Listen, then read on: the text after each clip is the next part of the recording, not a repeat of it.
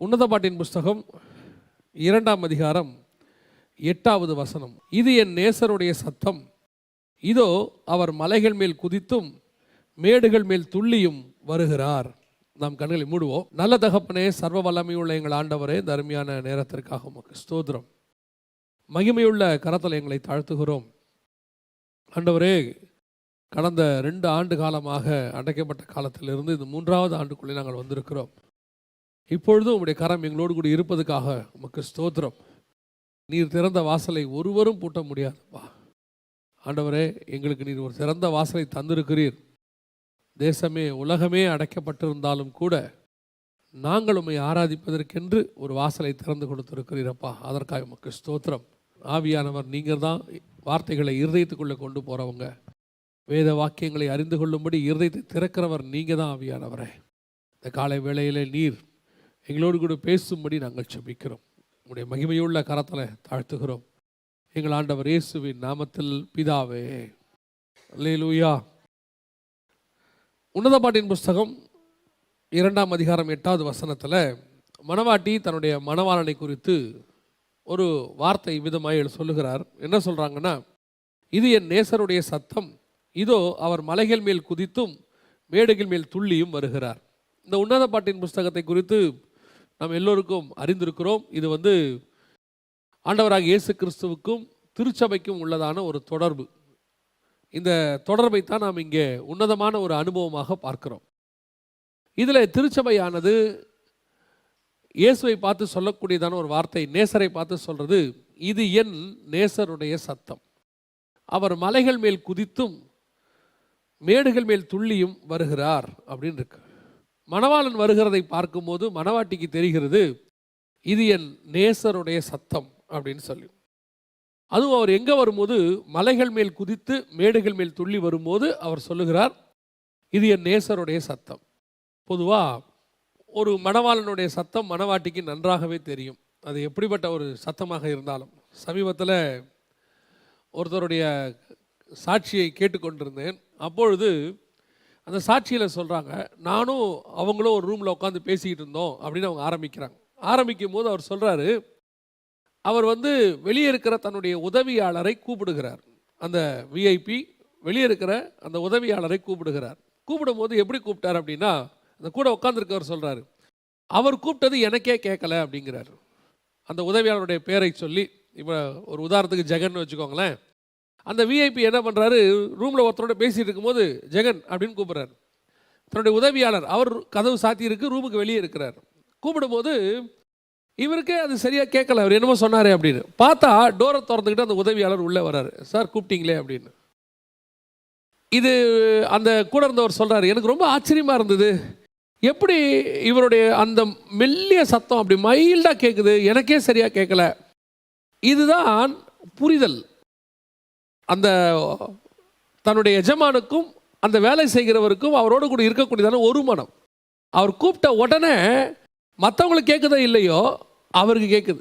சில நேரங்களில் எல்லா பிள்ளையும் கீழே விளையாடிக்கிட்டு இருக்கோம், வீட்டில் தாயார் உட்காந்துருப்பாங்க, கீழே விளையாடிக்கிட்டு இருக்கோம், பிள்ளைகள் விளையாடுற சவுண்டு கேட்டுகிட்டே இருக்கோம். கிட்டத்தட்ட ஒரு 10 பிள்ளைகள் விளையாடிக்கிட்டு இருக்கோம். அதில் பார்த்தீங்கன்னு சொன்னால் தான் பிள்ளை ஏதோ ஒன்று கீழே விழுந்து அழுதுச்சுன்னா அந்த தாயாருக்கு டக்குன்னு தெரியும், இது என் பிள்ளை சவுண்டு மாதிரி இருக்குதே. 10 பிள்ளை விளையாடினாலும் தன் பிள்ளையுடைய சவுண்டு அவங்களுக்கு தனியாக தெரியும். அந்த சவுண்டு எல்லாரும் சவுண்டு போடும்போது அந்த சவுண்டு தனியாக தெரியும்.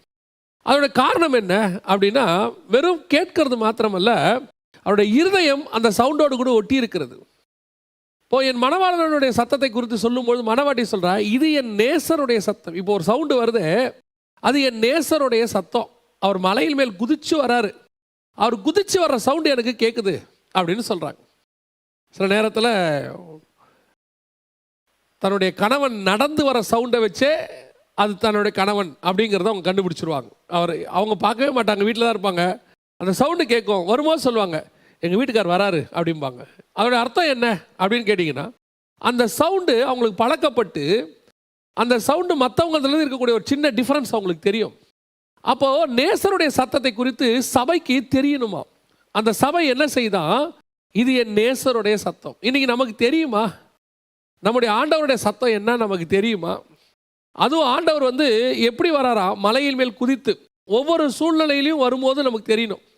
அதாவது நான் பொதுவாக சொல்லுவேன், ஒரு மகன் வீட்டுக்குள்ளே நுழையும் போதே அந்த தாயார் பார்த்தீங்கன்னா அந்த பையனுடைய முகத்தை பார்த்தே சொல்லுவாங்க அவன் சாப்பிட்டானா இல்லையான்னு. அந்த தாயார் அந்த முகத்தை பார்த்தே சொல்லுவாங்க அவனுக்கு ஏதோ ஒரு பிரச்சனை இருக்குது இல்லைன்னு. சிலர்லாம் அதெல்லாம் வந்து அப்படி உள்ள நுழையும் போதே கண்டுபிடிச்சிருவாங்க. என்னப்பா உனக்கு முகமே சரியில்லை என்னாச்சு அப்படிம்பாங்க. அதோட அர்த்தம் என்ன, அவன் பல முறை உள்ளே வருகிறான் வீட்டுக்கு, அப்போதெல்லாம் கண்டுபிடிக்க முடியல. ஆனால் ஒரு முறை அவன் முகம் கொஞ்சம் மாறின உடனே அவன் கண்டுபிடிக்கிறாங்க. அப்போது ஒவ்வொரு முறை வரும்போதும் ஒவ்வொரு குணாதிசயத்தோடு கூட வருவான்.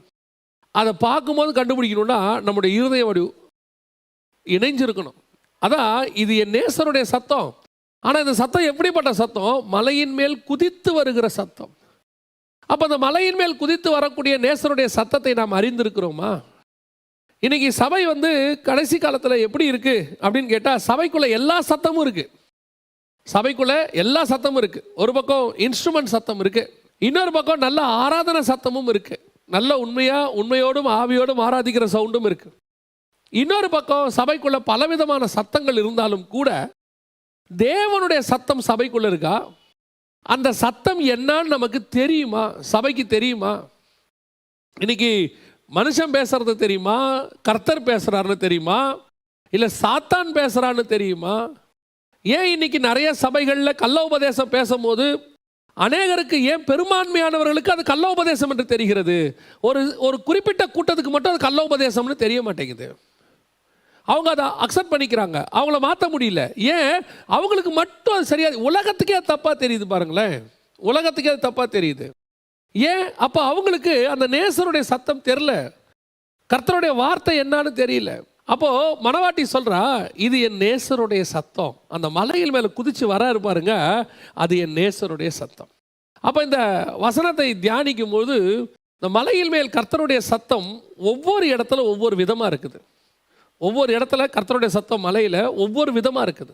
முதலாவதாக யாத்ராகமத்தின் புஸ்தகம் 20ஆம் அதிகாரம் 18வது வசனம். ஜனங்கள் எல்லாரும் இடி முழக்கங்களையும் மின்னல்களையும் எக்கால சத்தத்தையும் மலை புகைகிறதையும் கண்டார்கள். அதை கண்டு ஜனங்கள் பின்வாங்கி தூரத்திலே நின்று. அப்படின்னா என்ன அர்த்தம்? இப்போ ஜனங்கள் மலையிலே கர்த்தருடைய ஒரு மகிமையை பார்க்கிறார்கள். அங்கே ஒரு சத்தம் வருது, ஜனங்கள் எல்லாரும் இடி முழக்கங்களையும் எக்கால சத்தத்தையும். இந்த கர்த்தருடைய சத்தம் பாருங்க, யாருக்கிட்ட பேசுகிறாரோ அவங்களுக்கு மட்டும்தான் அது புரியும், மற்றவங்களுக்கு அது வேற மாதிரி இருக்கும். அதாவது பவுல்கிட்ட வந்து பேசும்போது, சவுலே சவுலே நீ ஏன் என்னை துன்பப்படுத்துகிறாய்ன்னு சொல்லும் போது ஒரு இடத்துல வசனம் சொல்லுது, மற்றவங்களுக்கு அது இடி முழக்கத்தை போல இருந்துச்சாம், மற்றவங்களுக்கு அது சத்தம். பவுலுக்கு மட்டும் அது வார்த்தை, அது புரியுது. அதுதான் நான் உங்களுக்கு சொல்ல வரேன். இப்போ கர்த்தர், இப்போ நீங்கள் பார்த்தீங்கன்னு சொன்னால் ஒரு இடத்துல வெளிப்படுத்தின விசேஷம் சொல்லும்போது கர்த்தர் பேசுகிறாரு, பெருவெள்ளத்து இரைச்சலை போல ஒரு சத்தம் இருந்தது அப்படின்னு இருக்கு. இன்னொரு இடத்துல சொல்லும் போது இடி முழக்கத்தை போல இருந்தது, ஒரு இடத்துல சொல்லும் போது எக்கால சத்தத்தை போல இருந்தது அப்படின்னு வெளிப்படுத்தின விசேஷத்திலே வரும். அப்போ கர்த்தருடைய சத்தம் ஒரு பக்கம் கேட்கறதுக்கு எக்கால சத்தம் மாதிரி இருக்கும், ஆனால் மற்றவங்களுக்கு அது யாருக்கு பேசுகிறாரோ அவங்களுக்கு மட்டும் புரியும். இப்போ ஜனங்க பார்க்குறாங்க, மலையில் தேவன் வந்து பேசுகிறாரு, பேசும்போது ஒருத்தருக்கு எக்கால சத்தம் மாதிரி இருக்கு, மின்னலை போல இருக்கு. இன்னொரு வார்த்தை சொல்லுது இடி முழக்கங்களை எல்லாம் கேட்குறாங்க.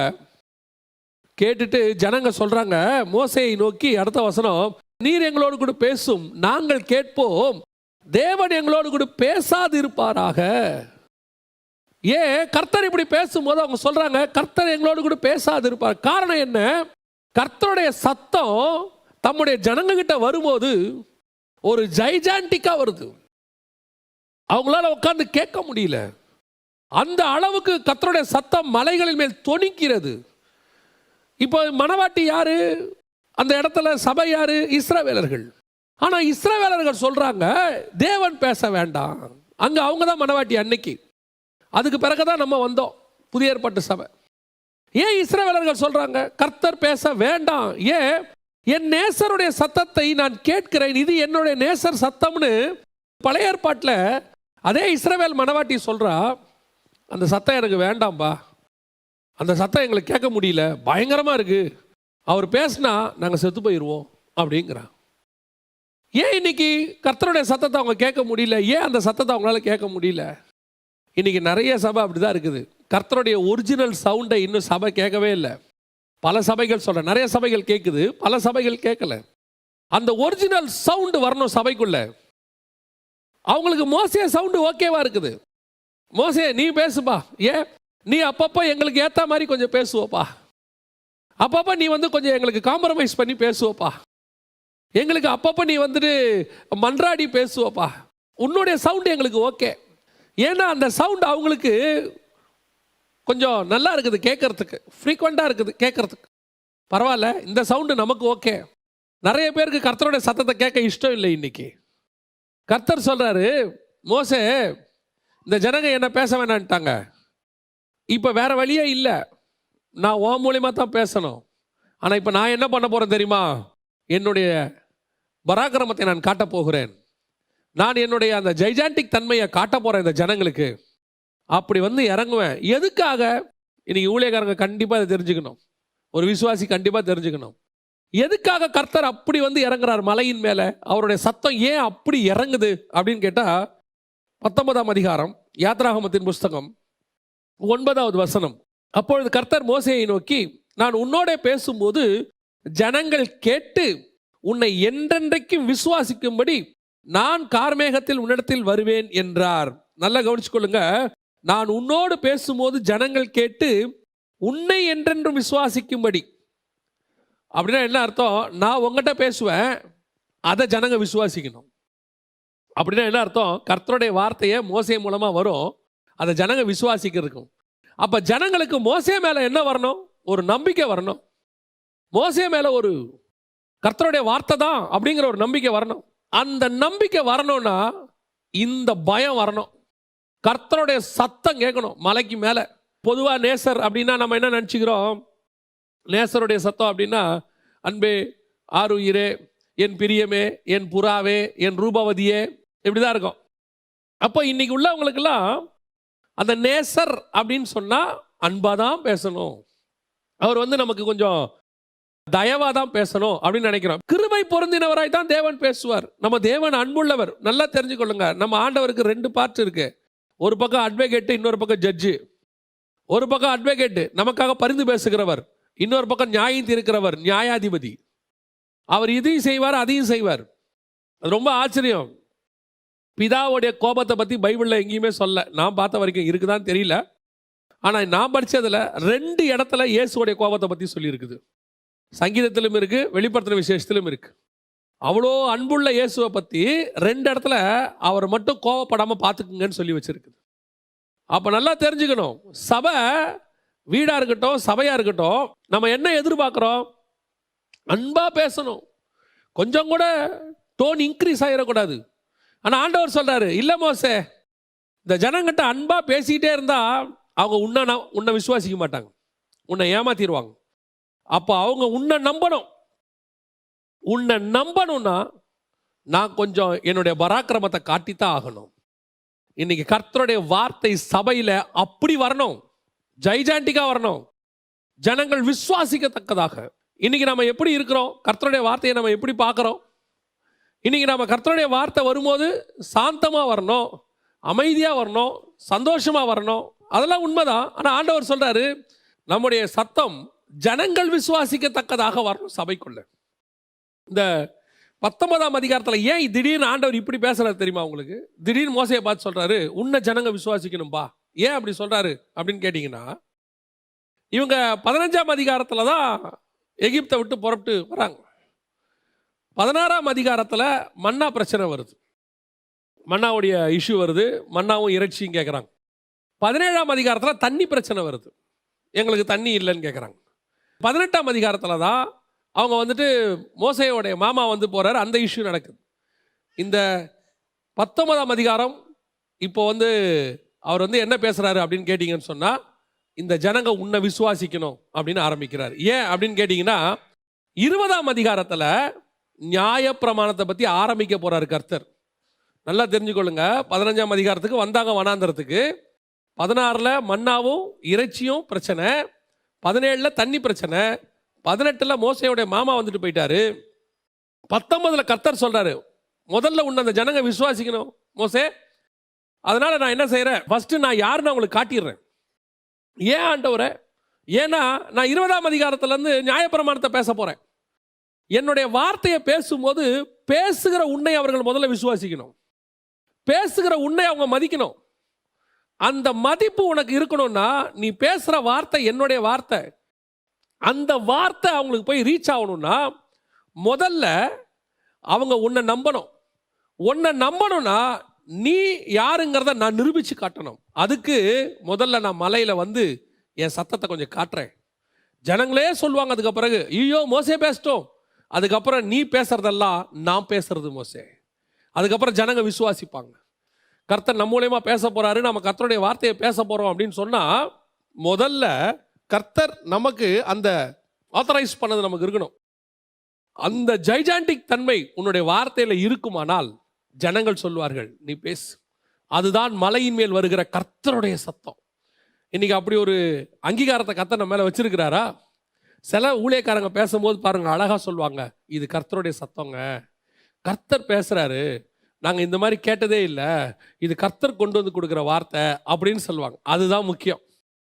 அப்படி கர்த்தர் உணர்வுகளோ பேசுகிறதை ஜனங்கள் கேட்டு விட்டால் அதற்கு பிறகு உங்களுக்கு என்ன ஆகும்? உங்க வார்த்தைக்கு ஒரு மரியாதை வந்துடும்.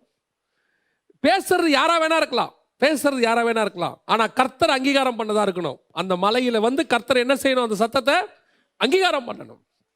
ஜனங்க உன் கூட கர்த்தர் பேசுறாருங்கிறத பார்க்கணும். அதுதான் மலையில் மேல் வருகிற நேசருடைய சத்தம். இப்போ பாருங்க, இவங்க அப்போஸ்தலர்கள் எந்திரிச்சு நின்று பேசுறாங்க. அவங்க பேசும்போது வசனம் சொல்லுது, 5ஆம் அதிகாரம் அப்போஸ்தலர் படிக்கல வசனம் சொல்லுது, ஜனங்களுக்கு அவர்கள் மேல் பயம் உண்டாயிற்று. கிட்ட சேர்றதுக்கு பயப்படுறாங்க. என்ன காரணம்? அதுதான் கர்த்தர் அவங்க கூட இருக்கிறாருங்கிறத வெளிப்படுத்துறது. உன்னுடைய வார்த்தை பவர்ஃபுல்லா இருக்கணும்னா கர்த்தர் நேசர் மலையின் மேல் இருந்து உன் மூலமா பேசணும். அப்பதான் அந்த வார்த்தையோடைய பவர் உண்டு. இன்னைக்கு முதலாவது நாம் அதை ஆண்டவர்கிட்ட அதை கேட்கணும். ஆண்டவரே, என்னுடைய வார்த்தைகள் உம்முடைய சாரமேற்றப்பட்டதாக, நீங்க பேசக்கூடியதாக, நீங்க எங்கிட்ட இருந்து பேசுறீங்கன்றத ஜனங்க கேட்கணும்பா. உலகத்தை கலக்கிறவர்கள் இங்கேயும் வந்து விட்டார்கள். அவ்வளவுதான்.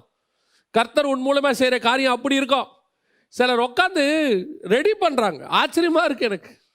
உட்காந்து அப்படியே இப்படி பண்ணா சபையை வளர்க்கலாமா, இப்படி பண்ணா ஊழியத்தை வளர்க்கலாமா, இப்படி பண்ணா க்ரௌடை கூட்டலாமா, என்ன பண்ணா க்ரௌடு வரும். நீ ஒன்றும் பண்ணாத, கர்த்தர் கூட இரு, கர்த்தர் உன் கூட இருக்கட்டும், கர்த்தர் உன் மூலமா பேசட்டும், தானா எல்லாமே நடக்கும். உன் பக்கம் திரும்பும். நீ உட்காந்து இதுக்கெல்லாம் யோசிக்கிற நேரத்தை விட்டுட்டு தேவ சமூகத்தில் உட்கார்ந்து அந்த நேரத்தை தேவ சமூகத்தில் உட்காருங்க. உன்மேல் ஒரு பயம் உண்டாகும். அதான் ரொம்ப முக்கியம். இன்னைக்கு நூதனமான வழிகளை நிறைய ஃபாலோ பண்ணி ஜனங்களை திருப்ப பார்க்குறாங்க. அதான் வசனம் சொல்லுது, மோசே நீ பேசு. அவன் சொல்றான், நீ பேசு, தயவு செஞ்சு நீ பேசு. ஏன்? கர்த்தர் பேசுறாருன்னு தெரிஞ்சு போச்சு. கர்த்தர் ஓ மூலமா பேசுறாருன்னு எங்களுக்கு தெரிஞ்சிருச்சு. ஆனா கர்த்தர் பேச வேண்டாம், நீ பேசு மோசே. ஏன்? அது பயங்கரமா இருக்கு, நீ கொஞ்சம் எங்களுக்கு ஏற்ற மாதிரி பேசுகிறேன். ஆண்டவர் சொல்கிறார், இதுக்கு தான் நான் பேசினேன். ஏன்? இனிமேட்டு நீ பேசுகிறத அவன் நம்புவான். ஏன்னா இதுக்கு மேலே நான் என்ன ஆரம்பிக்க போகிறேன் தெரியுமா? நியாயப்பிரமாணத்தை ஆரம்பிக்க போகிறேன். கர்த்தர் கொடுக்கிறதான ஆழமான சத்தியங்கள் உன் சபையில் ஜனங்கள் ஏற்றுக்கொள்ள வேண்டும் என்றால், நிறைய பேருக்கு என்னடா சபை ஸ்பிரிச்சுவலி வளரணும்னு ஆசை இருக்குது. அப்படியே ஆவியில் வளரணும், ஜனங்க ஸ்பிரிச்சுவலி எழுந்து நிற்கணும் அப்படின்னு ஆசை இருக்குது. ஆனால் என்ன சொல்கிறாங்க? ஆனால் அவங்க என்ன நினைக்கிறாங்க? எப்படி இவங்களை கொண்டாடுறது? ஒரு சிலர்லாம் கேட்பாங்க, நம்ம வேணா ஒரு ஸ்பெஷலாக இப்படி நடத்தலாம். அப்படி ஒன்றுமே ஸ்பெஷல் வேண்டாம், நீங்கள் உள்ளே இருந்துட்டு வாங்க. அதான் வசனம் சொல்லும், யோவான்ல ஆண்டவர் அழகாக சொல்லுவார், நானே வாசல், என் வழியாய் பிரவேசிக்கிறவன் உள்ளும் புறம்பும் மேய்ச்சலை கண்டடைவான். அதோட அர்த்தம் என்ன? நீ உள்ளே போய் தேவ சமூகத்தில் ஒழுங்காக உட்காந்தினா வெளியே மேய்ச்சல் கரெக்டாக நடக்கும். நீ உள்ளே கரெக்டாக மேய்ஞ்சினா வெளியே பலன் கரெக்டாக இருக்கும். இன்னைக்கு நம்ம உள்ள உட்காரதே கிடையாது, தேவ சமூகத்தில் உட்காரதில்லை. நீ உட்கார்ந்து உன் மேலே கர்த்தர் இருக்கிறார், உன் வாயிலே கர்த்தருடைய வார்த்தை இருக்குதுன்னு தெரிஞ்சாலே போதும். ஆண்டவர் சொல்றாரு, அதை விசுவாசிக்க வைக்க வேண்டியது என் வேலை. ஜனங்க உன்னை பார்த்து நம்ப வைக்க வேண்டியது என்னுடைய வேலை. அது உன் வேலை கிடையாது. உன் வேலை என் கூட இருக்கிறது. மலை மேலே ஏறி வா, யாரும் வர முடியாத இடத்துக்கு நீ வா. எவன் வந்தாலும் ஒரு இடத்துல செத்து போவான், அந்த இடத்துக்கு நீ வா. அப்போ ஜனங்களுக்கு தெரியும், நாங்க போக முடியாத இடத்துக்கு மோசே போகிறார். அதான் உன்னுடைய ஸ்பிரிச்சுவல் ஸ்டாண்டர்ட். உன் விசுவாசி போக முடியாத ஸ்பிரிச்சுவல் ஸ்டாண்டர்டுக்கு நீ போகணும். உன்னுடைய ஸ்பிரிச்சுவல் ஸ்டாண்டர்டே உன் விசுவாசியோட இருக்குன்னா, ஒரு ஊழியக்காரனுடைய ஸ்பிரிச்சுவல் ஸ்டாண்டர்டும் விசுவாசியோட ஸ்பிரிச்சுவல் ஸ்டாண்டர்டும் ஒரே ஸ்டாண்டர்டா இருக்குமானா எப்படி விசுவாசி கேட்பான்? யோசித்து பாருங்க. 10வது படிக்கிற பையனுக்கு இன்னொன்று 10வது படிக்கிறவங்களே பாடம் எடுத்தாங்கன்னா எப்படி பையன் உட்காந்து கேட்பான்? பாடம் எடுக்கிற டீச்சர் என்னவா இருக்கணும்? அவங்க பிஎட் முடிச்சிருக்கணும், அவங்க பிஹெச்டி பண்ணியிருக்கணும். அப்பதான் அவன் உட்காந்து கேட்பான். அப்ப என்னுடைய ஸ்பிரிச்சுவல் ஸ்டாண்டர்ட் எங்க இருக்குது? மலைக்கு கீழே வந்தாலே செத்து போவான், ஆனா மலைக்கு மேல மோசே போறானே. கீழே ஒரு ரவுண்டு போட்டிருக்கிறாங்கப்பா எல்லை, அதை தொட்டாலே செத்துருவோம். இவன் மேகத்துக்குள்ள போறானே. இந்த சத்தத்தை கீழே இருந்து கேட்கும் போதே நம்ம செத்து போவோமே, இவன் மேல போய் கேட்டுட்டு வரானே. இவனுடைய சத்தம் தான் கர்த்தருடைய சத்தம் என்று ஜனங்கள் உன்னை விசுவாசிக்க தொடங்குவார்கள். அங்க வரணும், நீ அந்த ஸ்பிரிச்சுவல் ஸ்டாண்டர்ட் வரணும். அந்த ஸ்பிரிச்சுவல் ஸ்டாண்டர்ட் வந்துச்சுன்னா கீழே இருக்கிற ஜனங்கள் உன் வார்த்தையை கேட்பார்கள், பயம் உண்டாகும். இன்னைக்கு ஏன் சபையினுடைய சத்தம் ஜனங்களுக்கு பயத்தை உண்டாக்கவில்லை? ஏன் ஊழியக்காரனுடைய சத்தம் ஜனங்களுக்கு பயத்தை உண்டாக்கவில்லை? எலியாவின் சத்தம் ஜனங்களுக்கு பயத்தை உண்டாக்கியது. எலிசாவின் சத்தம் பயத்தை உண்டாக்குது. வந்து ஒபேதியா சொல்றான், ஆண்டவனே நீ சொல்லிடுவ, நான் ராஜாட்ட போய் சொல்ல போவேன், அதுக்குள்ளே ஆண்டவனை வேற எங்கேயா கூட்டிட்டு போயிடுவாரு, நான் செத்து போவேன். ஏன்? எலியா மேல ஒரு பயம் இருக்கு, எலிசா மேல ஒரு பயம் இருக்கு. அந்த பயம் சபையின் மேல வரணும். காரணம், என் நேசர் மலையின் மேல் குதித்து என் சபை என்னோடு கூட இருக்கிறார். என் நேசருடைய சத்தம் என்னோடு கூட இருக்கிறது. அதுதான் நம்பர் 1. 2வது, மத்தேயு எழுதின சுவிசேஷம் 27ஆம் அதிகாரம் 50வது வசன வாசி. இயேசு மறுபடியும் மகா சத்தமாய் கூப்பிட்டு ஆவியை விட்டார். நல்லா கவனிங்க. இப்ப 2வது, கொல்கத்தா மலை மேல இயேசுடைய சத்தம், நேசருடைய சத்தம். அடுத்து எங்க வருது அப்படின்னு கேட்டீங்கன்னா மலையின் மேல் வருது. முதலாவது சத்தம் எதுக்காக? அங்கீகாரம். நான் என் மனவாட்டியோடு கூட பேசுகிறேன், நீ அவ பேசுறத நீங்கெல்லாம் நம்பணும். என் ஊழியக்காரனோட நான் பேசுறேன், அவன் பேசுறத நீங்கெல்லாம் நம்பணும். காரணம், அது என்னுடைய சத்தம் அப்படின்னு நமக்கு ஒரு ஆத்தரைஸ்ட் பண்றதுக்கு கர்த்தருடைய சத்தம் மலை மேல வந்துச்சு. மத்தேயு எழுதின சுவிசேஷம் 27:50 வசனம் சொல்லுது, அவர் மகா சத்தமாய் கூப்பிட்டு தன்னுடைய ஜீவனை விட்டார். அப்படி விடும்போது இயேசு மறுபடியும் மகா சத்தமாய் கூப்பிட்டு ஆவியை விட்டார். அப்பொழுது, அதான் ரொம்ப முக்கியம், 51வது வசனம், அப்பொழுது தேவாலயத்தின் திரைச்சீலை மேல் தொடங்கி கீழ் வரைக்கும் 2ஆக கிழிந்தது, பூமியும் அதிர்ந்தது, கண்மலைகளும் பிளந்தது. இப்ப அடுத்த சத்தம், கண்மலை பிளக்குது, பூமி அதிருது. இப்ப இயேசுடைய சத்தம் ஒண்ணு வந்துச்சு, மகா சத்தமாய் கூப்பிட்டு. மலையின் மேல் அதுவும் இந்த சத்தம் வருது. இந்த சத்தம் எதுக்காக அப்படின்னு கேட்டீங்கன்னா, இந்த சத்தத்தின் வழியாகத்தான் 2வது ஆண்டவர் திரைச்சீலையை கிழிக்கிறார். அந்த சத்தம் என்ன பண்ணுதுன்னு கேட்டீங்கன்னா, திரைச்சீலையை மேலிருந்து கீழாக கிழிக்கிறது. அவருடைய அர்த்தம் என்ன? பரிசுத்த ஸ்தலத்திலிருந்து மகா பரிசுத்த ஸ்தலத்திற்கு வழியை ஆயத்தம் பண்ணுகிற சத்தம் தான் கர்த்தருடைய சத்தம். மலையின் மேல் தொனிக்கிற சத்தம் எதுக்காக? முதல்ல என்ன அங்கீகாரம் பண்ணுது, இவர் ஆத்தரைஸ்ட் பண்றேன், இது வந்து மோசே என்னுடைய ஊழியக்காரன், இந்த மனவாட்டி என்னுடைய சபை அப்படின்னு ஆத்தரைஸ்ட். 2வது என்ன, அதோடைய சத்தத்தினுடைய அர்த்தம் என்ன அப்படின்னு கேட்டீங்கன்னு சொன்னா, இந்த சத்தம் போட்ட உடனே கிட்டத்தட்ட 2000 வருஷமா அடைக்கப்பட்டிருந்த, 2000 வருஷமா மூடப்பட்டிருந்த ஒரு வழி திறக்கிறது. அந்த நாளில் அந்த சத்தம் மகா சத்தமாய் கூப்பிட்டார். அதோடைய அர்த்தம் என்ன? அடைக்கப்பட்ட வாசல்களை திறக்கிற சத்தம் தான் என்னுடைய நேசருடைய சத்தம். பல நேரங்களில் நாம் நினைக்கிறோம், இந்த வழியை யாரும் ஓப்பனே பண்ண முடியாது, க்ளோஸ்ட், அவ்வளோதான் அப்படின்னு நினைக்கிறோம். அந்த டோர் ஓப்பன் பண்ணுற சத்தம் ஒன்று இருக்குது, உங்களுக்கு தெரியும் நினைக்கிறேன், இப்போ இருக்கிறவங்களுக்குலாம் தெரியும். ஒரு டோர் ஒன்று இருக்குது, அந்த டோரில் போய் பார்த்தீங்கன்னு சொன்னால் ஒரு ஃபிங்கர் பிரிண்ட் வைக்கணும். அந்த ஃபிங்கர் பிரிண்ட் நான் சொல்கிறது ஒரு பயங்கரமான பேங்க்கு, அதோடைய மேனேஜருடைய ஃபிங்கர் பிரிண்ட் இருக்கும், அவர் வச்சா தான் அது ஓப்பன் ஆகும். நீங்கள் அதுக்கிட்ட போய் என்ன வேணால் சொல்லி பாருங்களேன், என்ன சவுண்டு வேணால் கொடுத்து பாருங்கள். சிலர்லாம் வாய்ஸ் கமாண்ட் வச்சுருப்பாங்க, மற்றபடி யார் சொன்னாலும் அது திறக்காது, என்ன சொன்னாலும் திறக்காது. ஆனால் அதில் ஸ்டோர் பண்ணி அதுக்கு ஒரு கமாண்டு கொடுத்து வச்சுருப்பாங்க. யாருடைய சத்தம் அது உள்ளே இருக்கோ அவர் சத்தத்துக்கு தான் அது திறக்கும், வேறு யார் சத்தத்துக்கும் அது திறக்காது. அதே தான் சொல்றேன். 2000 வருஷமா ஒரு டோர் க்ளோஸ் ஆயிருந்துச்சு. இந்த டோரை ஓபன் பண்ற சத்தம் மகா பரிசுத்த ஸ்தலத்துக்கு போகிற சத்தம். இன்னும் கொஞ்சம் ஸ்பிரிச்சுவலி சொல்லணும்னு சொன்னா பரலோகத்துக்கு போகிற டோர். அது வரைக்கும் பழைய ஏற்பாட்டு பரிசுத்தவான்களுக்கு பரலோகத்துக்கு போகிற டோர் ஓபன் ஆகல. எபிரேயருக்கு நிருபம் 11ஆம் அதிகாரம் 39-40 இருக்கு. ஸோ இயேசு வந்து மரிக்கணும், மரிச்சாதான் அந்த டோர் ஓப்பன் ஆகணும். இதுக்கு ஒப்புமையான வசனம் எங்க இருக்குது அப்படின்னு கேட்டீங்கன்னா எபிரேயர் 10:19. ஆகையால் சகோதரரே, நாம் பரிசுத்த ஸ்தலத்தில் பிரவேசிப்பதற்கு இயேசுவானவர் தன் மாம்சமாகிய திரையின் வழியாய் புதிதும் ஜீவனுமான மார்க்கத்தை நமக்கு உண்டு பண்ணினார். அப்பனா இந்த மார்க்கம், புதிதும் ஜீவனுமான மார்க்கம், பரிசுத்த ஸ்தலம், பரலோகத்துக்குள்ளே பிரவேசிப்பதற்கான வழி எப்படி வந்துச்சு? இயேசு என்கிற மாம்சம் என்கிற திரைச்சீலை. அந்த திரைச்சீலை கிழிக்கணும்னா மலையின் மேல் என்னுடைய நேசர் சத்தம் வர வேண்டி இருக்குது. அந்த கமாண்ட், எல்லாத்தையும் முடிச்சுட்டேன், என் ஆவியை நான் ஒப்புவிக்கிறேன். அந்த கமாண்ட், அதுக்கு தான் ஆண்டவர் மலையின் மேல் சத்தம் கொடுக்கிறார். எப்பேற்பட்ட அடைக்கப்பட்ட கதவுகளை யோசிச்சு பாருங்க. பரலோகத்துக்கு போகிற கதவையே அந்த சத்தம் திறக்கும்னா, பூமியில உனக்கு முன்பாக அடைக்கப்பட்ட எந்த கதவையும் அந்த சத்தம் திறக்கும். எப்பேற்பட்ட கதவையும் திறக்கும். பரலோகத்தின் கதவையே திறந்துருச்சே. இன்னைக்கு நமக்கு என்ன? நேசர் சத்தம் இருக்கு. என் நேசர் மலையின் மேல் துள்ளி வருகிறார், குதித்து வருகிறார். எனக்கு அது நேசர் சத்தம்னு தெரியும். ஆனா கேட்டு பாருங்க, ஒரு நாளைக்கு 10 பேர் 20 பேர் எங்ககிட்டே, இன்னும் ஊழியக்காரங்க எத்தனை பேருக்கு எத்தனை கால் வருமோ தெரியாது. என்னமே தெரில, எனக்கு எல்லாம் அடைக்கப்பட்டிருக்கு. என்னமோ தெரில, எனக்கு எல்லாம் மூடப்பட்டிருக்கு. இது என் வாழ்க்கையில் அது கிடைக்காது போல. இப்படியே நெகட்டிவ் கன்ஃபெஷனு. ஏன்? நல்லா தெரிஞ்சுக்கொள்ளுங்க. கர்த்தர் சத்தம் போடுகிறார், அதுவும் மலையின் மேல் சத்தம் போடுகிறார்னா உனக்கு அடைக்கப்பட்ட கதவு திறக்க போகுதுன்னு அர்த்தம். ஆண்டவர் புதிதும் ஜீவனமான மார்க்கத்தை தெரியப்படுத்துறது போல உனக்கு ஒரு புது வழியை உண்டாக்குவதற்கு அவர் வல்லமை உள்ள தேவனாக இருக்கிறார். யோசிச்சு பாருங்க, பழைய ஏற்பாட்டு காலத்தில் இந்த புதிதும் ஜீவனமான மார்க்கம் தெரியாததுனால சங்கீதக்காரனே புலம்புறான்.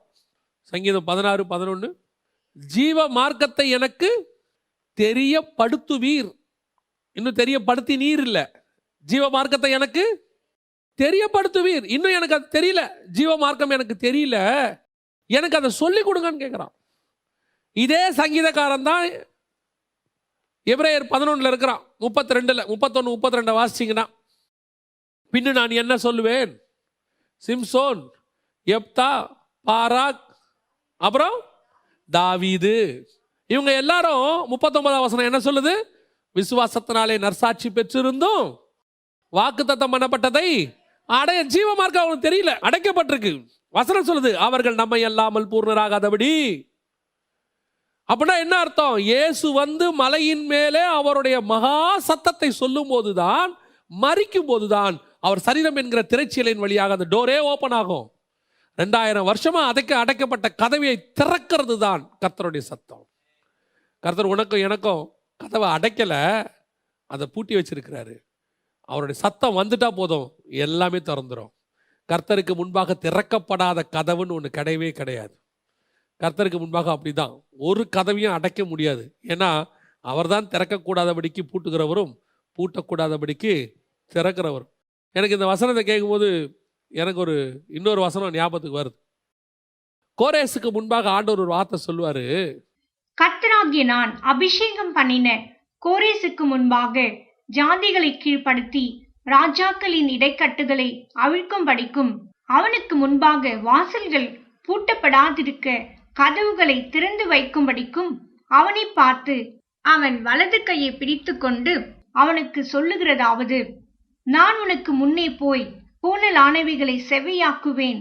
உன்னை பெயர் சொல்லி அழைக்கிற இஸ்ரவேலின் தேவனாகிய கர்த்தர் நானே என்று நீ அறியும்படிக்கு வெண்கல கதவுகளை உடைத்து. ஏங்க உடைக்கணும்? கதவை ஏன் உடைக்கணும்? கதவை திறக்கலாம்ல. நம்மலாம் போனா நியாயமா கதவை என்ன பண்ணுவோம்? திறப்போம். வசனம் என்ன சொல்லுது? உடைத்து. ஏன் உடைக்கணும் அப்படின்னா என்ன அர்த்தம் அப்படின்னா, இப்ப இந்த வசனத்தை யோசிச்சு பாருங்க. இனி பூட்டக்கூடாதபடிக்கு திறக்கிறோம். இனிமேல் அந்த கதவை நீ பூட்டவே முடியாது. ஏன்? கதவையே நான் உடைச்சிட்டம்பா.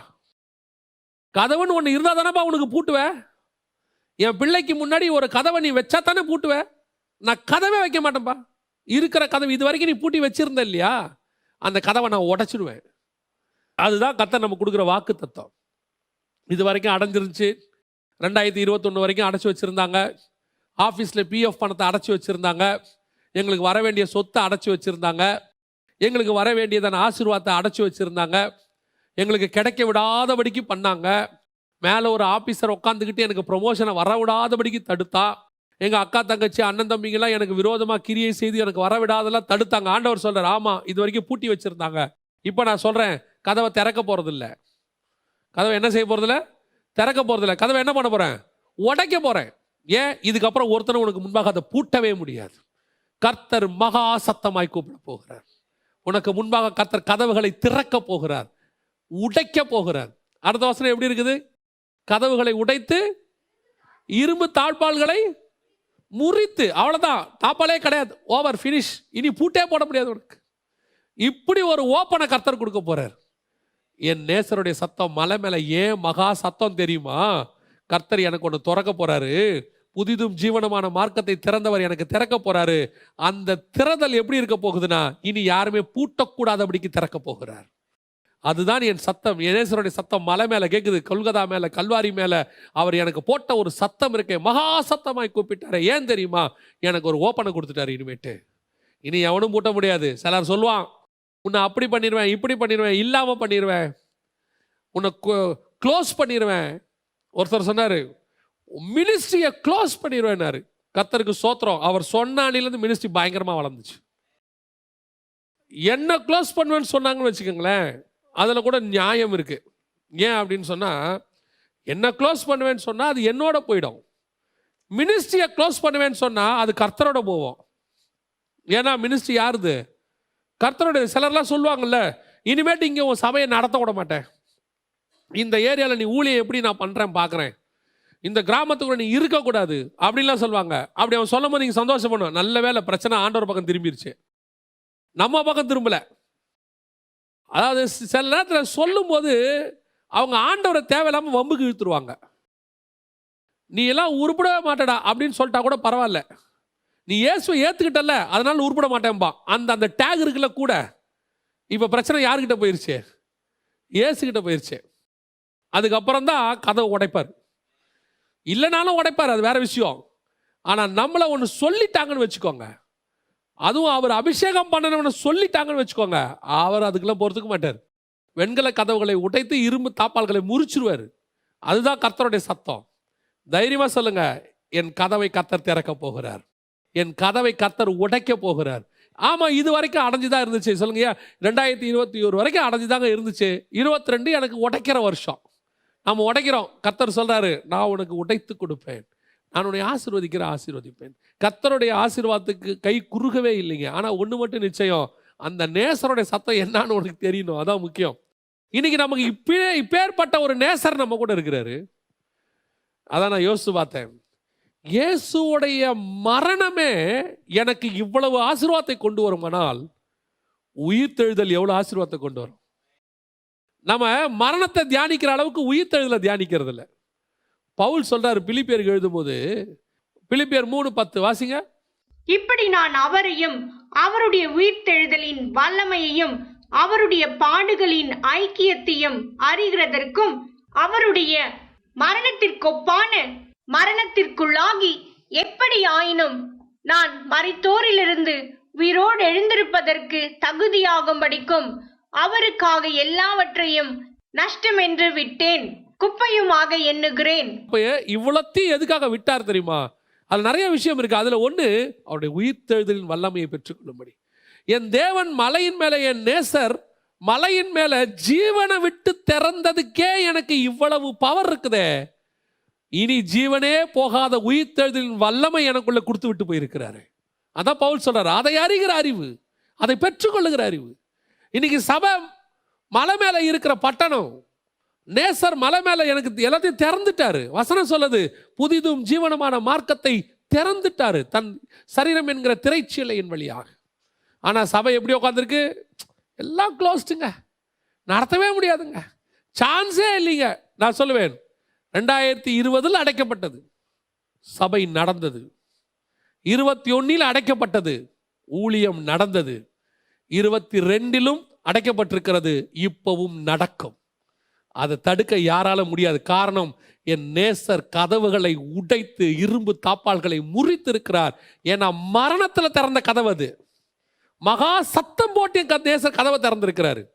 உன் வாயின் அறிக்கை எப்படி இருக்கு, அதான் முக்கியம். நீ திறந்த வாசலுக்கு முன்னாடி உட்காந்துக்கிட்டே, நாங்கள் சின்ன சபைக்கு போன வாலிபர்களாக போன காலத்தில் ஒரு கதை சொல்லுவாங்க. ஒருத்தன் கப்பலில் பிரயாணம் பண்ணானா. பிரயாணம் பண்ணும்போது இருந்த காசெல்லாம் போட்டு டிக்கெட்டை வாங்கிட்டான். அது பிரயாணம் வந்து ஒரு 7 நாள் 10 நாள் பிரயாணம். டிக்கெட்டை வாங்கிட்டான். டிக்கெட்டை வாங்கிட்டு இப்போ அவனுக்கு வந்து என்னன்னு பார்த்தீங்கன்னா, அந்த 10 நாள் சாப்பிட்றதுக்கு சாப்பாடு வாங்குறதுக்கு காசு இல்லை. முதல் நாள் என்ன பண்ணிட்டான், அங்கே இருந்த தண்ணி கிண்ணியெல்லாம் குடிச்சிட்டு சமாளிச்சிட்டான். 2வது நாள் முடியல. அப்போது கப்பலில் ஒரு ஓரமாக யாருக்கும் தெரியாத இடத்துல போய் தலையை வச்சு படுத்துக்கிட்டான். ஆள் ரொம்ப டயர்டாயிட்டான். 2வது நாள் அந்த வழியாக வந்த அந்த கப்பலில் வேலை செய்கிற ஒருத்தர் இப்படி பார்த்தாரு. தம்பியா இங்கே படுத்துருக்க ஏந்திரு அப்படின்னாரு. பார்த்தா ஆள் டல்லாக இருக்கான். என்ன பாச்சு? அவர் சொல்லியிருக்காரு, ஐயா என்கிட்ட இருந்த காசுக்கு நான் வந்துட்டு டிக்கெட்டை வாங்கிட்டேன். இனி சாப்பிட்றதுக்கு எனக்கு வழி இல்லை. பட் இனி நான் அங்கே போய் வேலை தேடி தான் சம்பாதிக்கணும் அப்படின்னு சொன்ன உடனே அப்படி சிரிச்சாராம். அட முட்டாளே அப்படின்னாராம். என்னன்னு பார்த்தோன்னே டிக்கெட்டை திருப்பிடானாராம். திருப்பினா அந்த டிக்கெட்டில் பின்னாடி போட்டுருந்துச்சான், போய் நீ சேருகிற வரைக்கும் 3 வேளை சாப்பாடுக்கு இந்த டிக்கெட் எலிஜிபிள். டிக்கெட்டை காட்டி என்ன வாங்கிக்கலாம், சாப்பாடு வாங்கிக்கலாம். உன் டிக்கெட்டில் சாப்பாடு எலிஜிபிள்னு போட்டு கொடுத்துருக்கு. அதை பார்க்காதது யாருடைய பொறுப்பு? உங்களுடைய பொறுப்பு. நீ பட்னியாக இருந்தால் அது உன் பொறுப்பு. காரணம், கர்த்தர் டிக்கெட்டில் உனக்கு சாப்பாடு போட்டே கொடுத்துட்டாரு. கர்த்தர் திறந்தது உண்மை, உள்ளே போகாவிட்டால் அது உன்னுடைய பொறுப்பு. இன்னைக்கு உட்காந்துக்கிட்டு, ஆண்டவரே எனக்கு எப்பொழுது கதவை திறப்பீர்? அவர் சொல்றாரு, உன் கதவை திறந்து உடைச்சி தாப்பால முறிச்சு எல்லாம் பண்ணி வச்சாச்சு, நீ உள்ளே போக வேண்டியதுதான் பாக்கி. ஏன்? நான் எப்போ மரித்து மகா சத்தமிட்டு மரித்தேனோ அன்னைக்கு பரலோகத்தின் கதவே திறந்துட்டேன்டா. அதுக்கப்புறம் உனக்கு முன்னாடி எந்த கதவு பூட்டும்? பரலோகத்தின் கதவே திறந்த பிறகு எந்த கதவு பூட்டும்? இந்த விசுவாசம் தான் உனக்கு எனக்கும் வேணும். என் நேசர் எனக்கு திறந்து வச்சிருக்கிறார். சின்ன சின்ன விஷயத்துக்கெல்லாம், மலையின் மேலே உன் நேசருடைய சத்தம் உனக்கு எல்லாவற்றையும் உனக்கு ஓப்பன் பண்ணி வச்சிருக்குது. ஓப்பன் பண்ணி வச்சிருக்கு. உனக்கு தெரியணும், ஆண்டவர் எனக்கு எல்லாத்தையும் திறந்திருக்கிறார். காரணம், என் நேசருடைய சத்தம் எனக்கு திறந்துச்சு. அவர் மகா சத்தமாய் திறந்துட்டார். அவர் திறந்து எல்லாத்தையும் வச்சிருக்கிறார். அடுத்தபடியாக 1 ராஜாக்களின் புஸ்தகம் 19ஆம் அதிகாரம் 12வது வசனம் வாசி. பூமி அதிர்ச்சிக்கு பின் அக்கினி உண்டாயிற்று, அக்கினியிலும் கர்த்தர் இருக்கவில்லை. அக்கினிக்கு பின் அமர்ந்த மெல்லிய சத்தம் உண்டாயிற்று.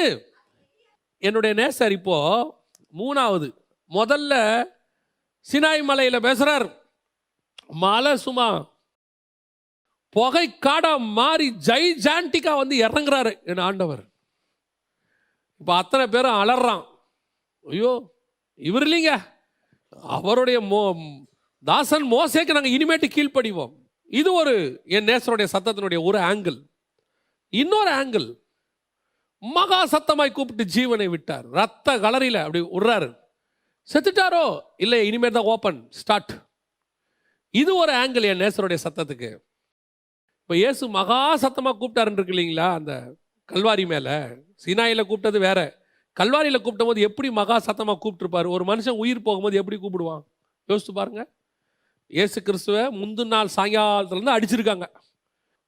அவரை அடிக்கிறதுக்கு பிலாத்து கொடுக்குறாரு. அதுக்கப்புறம் யூதர்கள் கையில் ஒப்படைக்கிறாங்க. அதுக்கப்புறம் ரோம போர்ச்சவர் கையில் ஒப்படைக்கிறாங்க. எல்லாரும் அடித்து முடித்து சிலுவைக்கு ரோட்டில் அடித்து இழுத்துக்கிட்டே போகிறான். சிலுவையில் ஆணி அடித்து விழாவில் குத்துற வரைக்கும், தலை மேலே முள்ளுமுடி சுட்டுற வரைக்கும். இப்போ மொத்த பிளட்டும் போச்சு, மொத்தம் டயர்டாயிட்டாரு, எல்லாம் முடிஞ்சிச்சு. இப்போ எப்படி கூப்பிட்டுருப்பாரு? மகா சத்தமாய் கூப்பிட்டு. உயிர் போகிறவர் எப்படி கூப்பிடுவார்? ஒரு உயிர் போகிற மனுஷன் எப்படி கூப்பிடுவார்? சீனாய் மலையில் கூப்பிட்ட மாதிரி கூப்பிட்டுருக்க மாட்டார். அது என்னது? Command, order, king. இப்போ இவர் சாவுறாரு. இந்த சத்தம் ஆங்கிள் வேற, இதோடைய ஆங்கிள் வேற. அது கமாண்டு. இனி எல்லாரும் இவனுக்கு கீழ்படியணும், இவன் என்னுடைய ரெப்ரசன்டேட்டிவ். அது கமாண்ட். இது என்ன தெரியுமா? மகா சத்தமாய் ஜீவன் போகிற சவுண்டு. அப்படி போன உடனே எல்லாம் ஓப்பன் ஆகுது. இந்த சவுண்டு எப்படி இருந்திருக்கும் யோசிச்சு பாருங்க.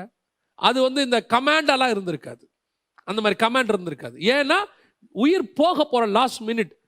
இப்போ இஸ்மவேல் வந்து சூரச்செடிக்கு கீழே அழுதான் பாருங்க. தாக்கத்தில் அவன் எப்படி பிள்ளையின் சத்தத்தை கர்த்தர் கேட்டார் அப்படின்னு எப்படி இவன் இஸ்மவேல் அழுதுருப்பான்? என் சிறுமையை கண்ணோக்கிப்பா அப்படியே பாடியிருப்பான். சூரச்செடிக்கு கீழே சாவர நேரத்தில் மொனகி இருப்பான். மொனகி அவன் சத்தத்தை கர்த்தர் அதை கூட கேட்டார். இப்போ இயேசுவோடைய சவுண்டு அப்படிதான் இருந்திருக்கும். ஏன் ஜீவன் போற லாஸ்ட் மினிட் அந்த ஜீவன்ல சவுண்டு போட்டு அவர் சாகுறாரு. ஆனா இப்போ ஒரு சவுண்டு வருது பாருங்க. ஓரேபில் இங்கே நேசர் மலையின் மேல ஒரு சவுண்டு போடுறாரு பாருங்க. அமர்ந்த மெல்லிய சவுண்டு. ஏங்க இப்ப வந்து எலியா கிட்ட ஜைஜாண்டிக்கா பேசல? இங்கேயும் அக்கினி இருக்கு, அவருடைய ஜைஜாண்டிக் எல்லாம் இருக்கு. ஆனா அதுலலாம் ஒரு சவுண்ட் இல்லை. அந்த சவுண்ட் அவர் பேசல, தட தட தடன்னு பேசல. அங்க எப்படி பேசினார்? இடி முழக்கம், டமால் டுமுல் டிமில் டமால் பேசுறாரு. இங்க அப்படி பேசல, மெல்லிய சத்தம். என் நேசருடைய அந்த பேசுற டோன் பாருங்க. எங்க எப்படி பேசணும்னு ஆண்டவருக்கு தெரியுது பாருங்க. நம்ம ஆள் ஒரு சிலருக்குலாம் எங்க எப்படி பேசணும்னே தெரியாது, யாருக்கிட்ட எப்படி பேசணும்னு தெரியாது. எல்லாருக்கிட்டையும் ஒரே மாதிரி பேசுவான், வேலை போயிடும். வீட்டில் பேசுகிற மாதிரியே எங்கே போய் பேசிக்கிட்டு இருப்பான். போய் வேலை பார்க்குற இடத்துலையும் பேசுவான். அவன் சொன்னான் கிளம்பு தம்பிம்பான், போயிட்டு வாங்க. நாங்கள் எங்கள் வீட்லேயும் இப்படி தான் பேசுவோம். வீட்லேயே போய் பேசுங்க, அங்கேயே உட்காந்து பேசுங்க. வீட்டில் பேசுறது வேற, வெளியே பேசுறது வேற. சீனாய் அங்கே பேசின டோன் வேற, கொல்கத்தாவில் பேசுகிற டோன் வேற, நேசரின் சத்தம் அது வேற. இங்கே பேசுகிற டோன் வேற. இங்கே எப்படி பேசுகிறாரு? மெல்லிய சத்தம். என்ன காரணம் அப்படின்னு கேட்டிங்கன்னா, எலியா பின்மாற்றத்தில் இருக்கிறாரு. அவர் வேற ரூட்டுக்கு போயிட்டாரு. அவர் ஆண்டவர் கேட்குறாரு, எலியா இங்கே ஏன் வந்த? இங்கே எதுக்கு வந்த? இல்லை ஆண்டவரே, எல்லாரும் என்னை கொல்ல பார்க்குறாங்க. அதெல்லாம் சரிதான், உன்னை கொல்ல பார்த்தது உண்மைதான். பட் நீ ராங் ரூட்டில் ஓடிட்ட. நீ தமஸ்குவுக்கு போயிருக்கணும். நீ எங்கள் எகிப்துக்கு வந்துட்ட. நீ ஒன்று செய்ய, தமஸ்குவுக்கு திரும்பி போ. இந்த மெல்லிய சத்தம் எப்படி இருந்திருக்கும் யோசிச்சு பாருங்க. இப்போ எப்படி பேசியிருப்பாரு? எலியாவே இதோ சர்வ வல்லமை உள்ள தேவன் பேசுகிறேன் அப்படியா சொல்லியிருக்கிறாரு. அங்கே வசனம் என்ன சொல்லுது? மெல்லிய சத்தம் அப்படி சொல்லியிருப்பார். எலியா நீ திருப்பி தமஸ்குக்கு போயிட.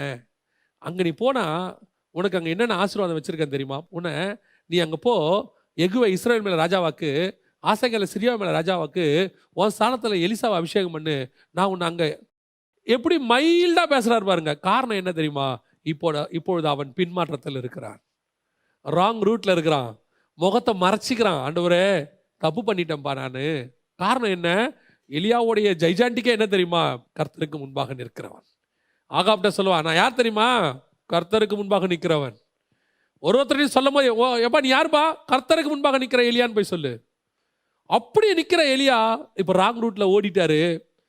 கர்த்தரை பார்க்க முடியல, அப்படியே முகத்தை மூடிக்கிட்டு வந்து நிற்கிறாரு.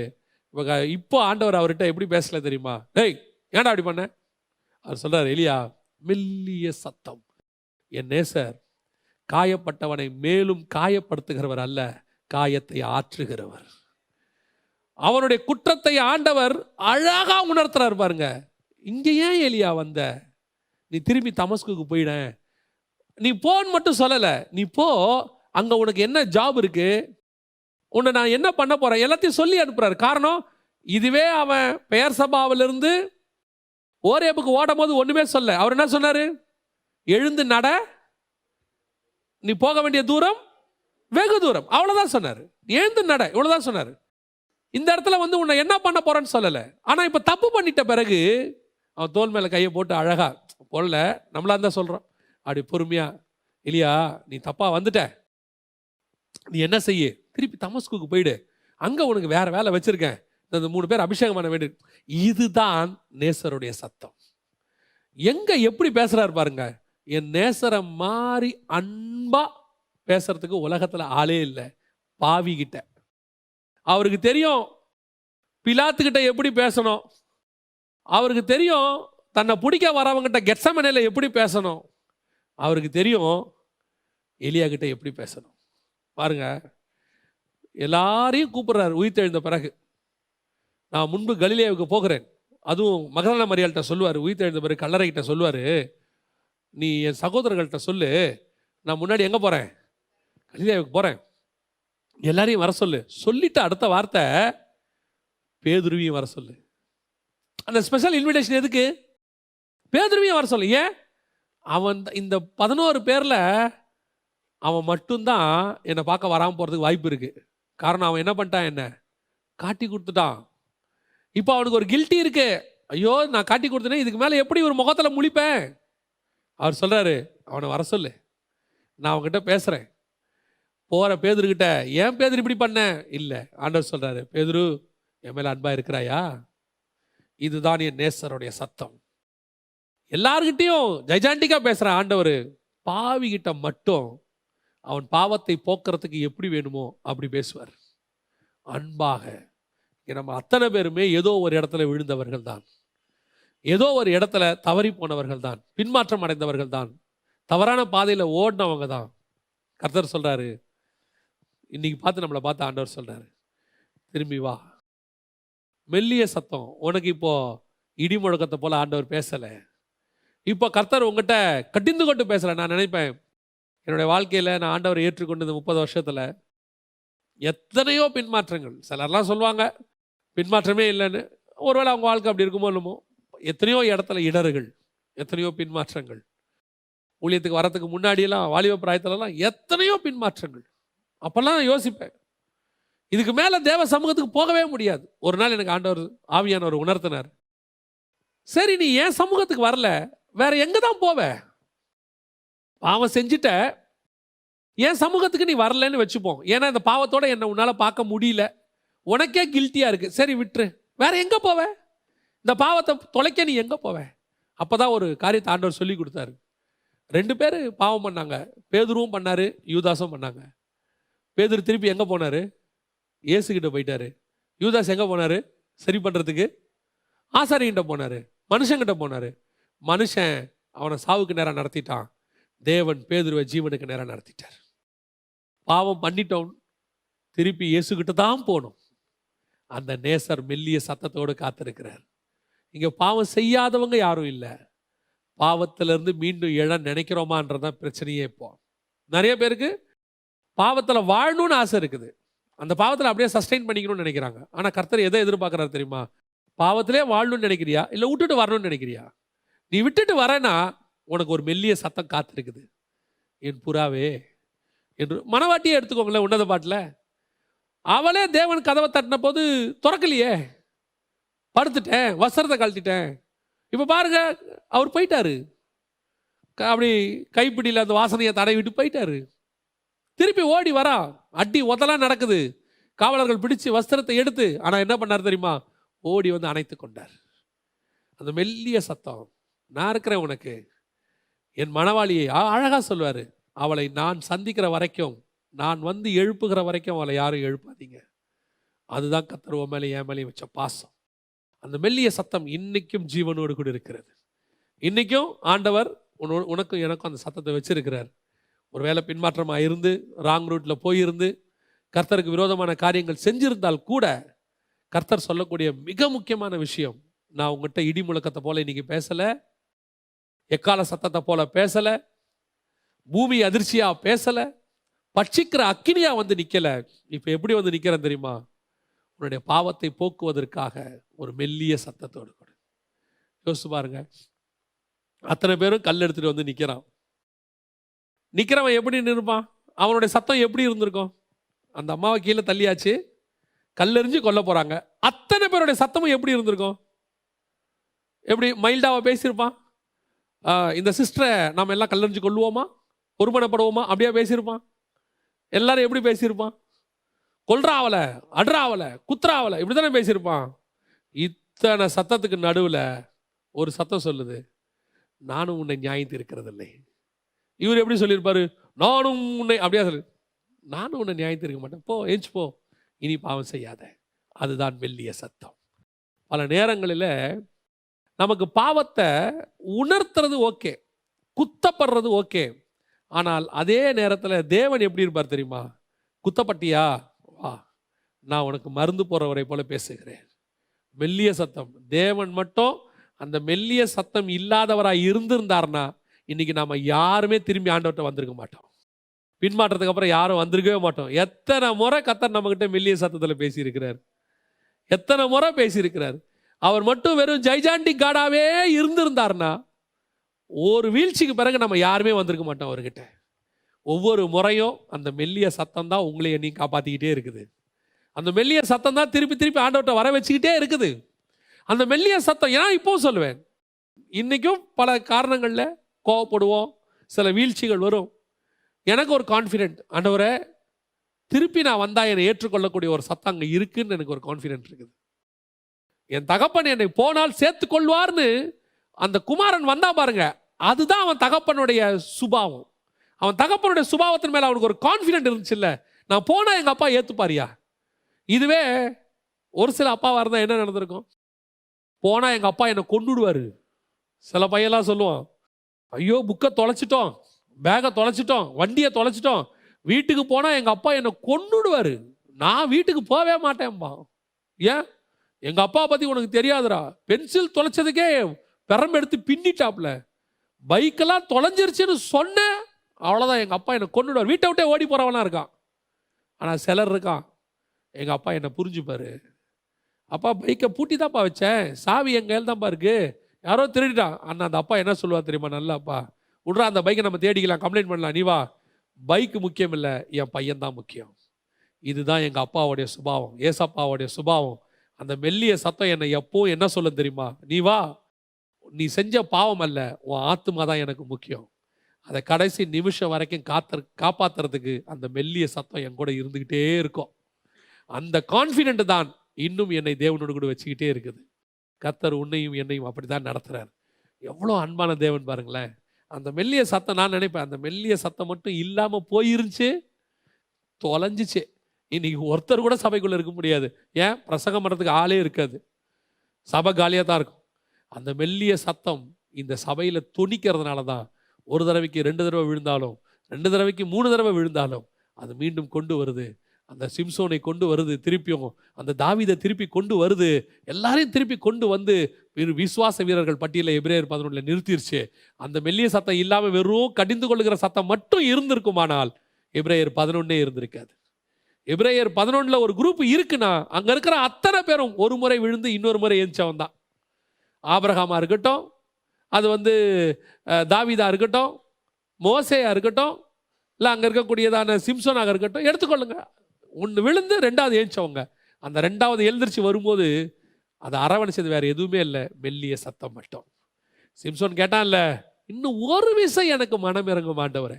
ஆண்டவர் மட்டும், நான் பாவத்தை பார்க்க மாட்டாத சுத்த கண்ணன் சிம்சோன், இழந்தது தான், நாசமா போன சொன்னாரு. இன்னும் ஒரு விசை அவனுக்கு மனம் இறங்கினார். இறங்கினதுனால அவன் விசுவாச வீரர்கள் பட்டியலுக்கு வந்துட்டான். இன்னைக்கு சபை ஆத்துமாக்களால் நிரம்பி இருக்குன்னா காரணம் என்னன்னா, அந்த மெல்லிய சத்தம் இருக்கிறதுனால மட்டும்தான் நிரம்பி இருக்கு. இங்க குத்தப்படுற பிரசங்கம் அவசியம், மெல்லிய சத்தமும் அவசியம். குத்தப்படுற சத்தம் உன் பாவம் என்னன்னு உனக்கு உணர்த்தும், அந்த மெல்லிய சத்தம் அந்த பாவத்திலிருந்து உன்னை விடுதலையாக்கும். அல்லேலூயா. கடைசியாக மத்தேயு எழுதின சுவிசேஷம் 4ஆம் அதிகாரம் 8 முதல் 10 வசனங்கள் வாசி. மறுபடியும் பிசாசு உயர்ந்த மலையின் மேல் கொண்டு போய் சகல ராஜ்யங்களையும் அதன் மகிமையும் காண்பித்து, நீ சாஷ்டாங்கமாய் விழுந்து என்னை பணிந்து கொண்டால் இவைகளெல்லாம் உனக்கு தருவேன் என்று சொன்னான். அப்பொழுது இயேசு அப்பாலே போ சாத்தானே. இதான் 2 சத்தம் இருக்கு பாருங்க. இது 4வது மலை. முதல்ல அங்க சீனாய் மலையில், 2வது கொல்கத்தா மலையில், 3வது ஓரேப்ல. இப்போ ஒரு மலையில் கூட்டு போயிட்டான், உயரமான மலை, எங்கன்னு தெரில. ஏன்னா பைபிளில் உலகத்தில் இருக்கிறதுலையே உயரமான மலைன்னு இருக்கு. அன்னைக்கு எதுன்னு தெரில, இன்னைக்கு எவரெஸ்ட்னு வச்சுக்கலான்னு வச்சுக்கங்களேன். எல்லாத்தையும் கூட்டிகிட்டு போய் காட்டுறான். காட்டின உடனே இப்போ இந்த மலையில் பிரச்சனை என்ன தெரியுமா? 2 சத்தம் இருக்கு மலையில். இப்போ என்ன சத்தம் இருக்கு? 2 சத்தம் இருக்கு. ஒன்று சாத்தானுடைய சத்தம், இன்னொன்று இயேசுடைய சத்தம். இதுவரைக்கும் எனக்கு மேலே கேட்டதெல்லாம் இயேசு சத்தம் மட்டும்தான். இப்போ எனக்கு 2 சத்தம் கேட்குது. 2 சத்தமும் ஆசீர்வாதமான சத்தம். எனக்கு என்ன சொல்றீங்க? சாத்தான் பேசுறது எப்படி ஆசீர்வாதம்? சாத்தான் என்ன சொன்னா? எல்லாவற்றையும் இப்போ அதான் நமக்கு தேவைப்படுது. எல்லாருக்கும் இப்போ என்ன தேவைப்படுது? மலை மேல என்ன சவுண்டு தேவைப்படுது? இப்ப எல்லாரும் என்ன கேட்கறான்? எல்லாவற்றையும். ஆண்டவரே எனக்கு என்னென்ன வச்சிருக்குன்னு எல்லாத்தையும் கொடுத்துருங்கப்பா. கொடுத்தா தாங்குமா?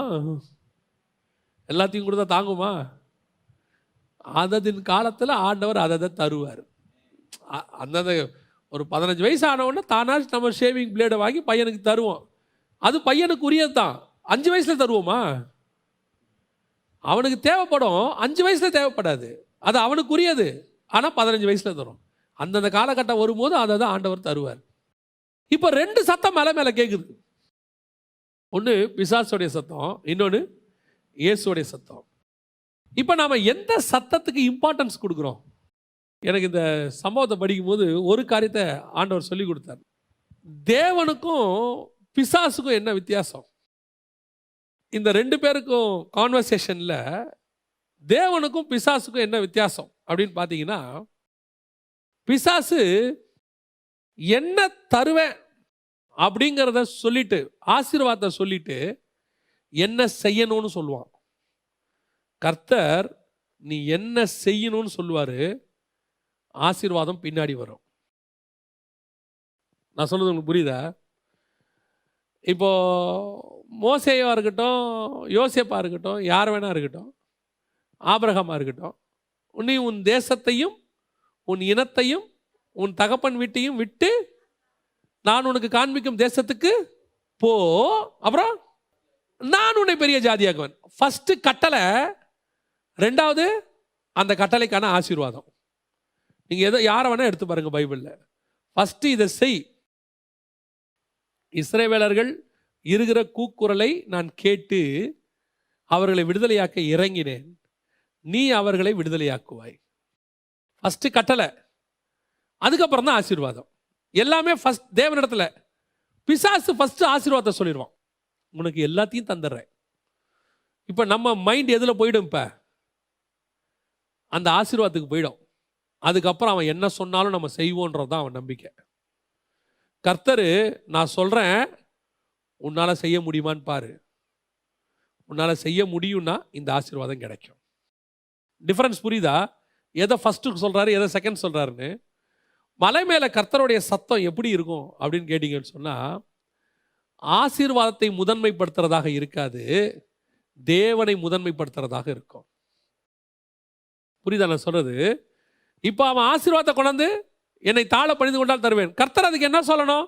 இதெல்லாம் தேவையில்லையா, எனக்கு எல்லாமே நான் பரலோகத்திலே ஆண்டவர் எனக்கு எல்லாத்தையும் கொடுத்துருக்கிறாரு, நான் கேட்டால் ஒரு லேகியனுக்கு அதிகமாக அனுப்புவார் அப்படிலாம் சொல்லணும். அவர் சொல்றாரு, உன் தேவனாகிய கர்த்தர் ஒருவரையே, அதுதான் முக்கியம். நீ ஆசீர்வாதத்தை பேசுற, நான் ஆராதனையை பேசிட்டு இருக்கிறேன். நீ உலகத்தை பேசுற, நான் ஸ்பிரிச்சுவலி பேசுறேன். இன்னைக்கு என்ன சொல்றான்? உங்களுக்கு எந்த சத்தம் கேட்குது? பிளஸிங் கேட்குதா, ஸ்பிரிச்சுவல் கேட்குதா? அப்போ பிளஸிங் தேவையில்லையா? நீ ஸ்பிரிச்சுவலை ஃபாலோ பண்ணு, ஆட்டோமேட்டிக்காக பிளஸிங் வந்துடும். இதை செய், இது வரும்னு பாரு ஆண்டவர். பிசாசு சொல்லுவான், இதெல்லாம் உனக்கு தரேன், இதை செய். இன்னைக்கு பிரசங்கியார் யாரு தேவனுடைய பிரசங்கம், எது கர்த்தருடைய சத்தம், எது பிசாசுடைய சத்தங்கிறத நீங்க ஈஸியா புரிஞ்சுக்கலாம்.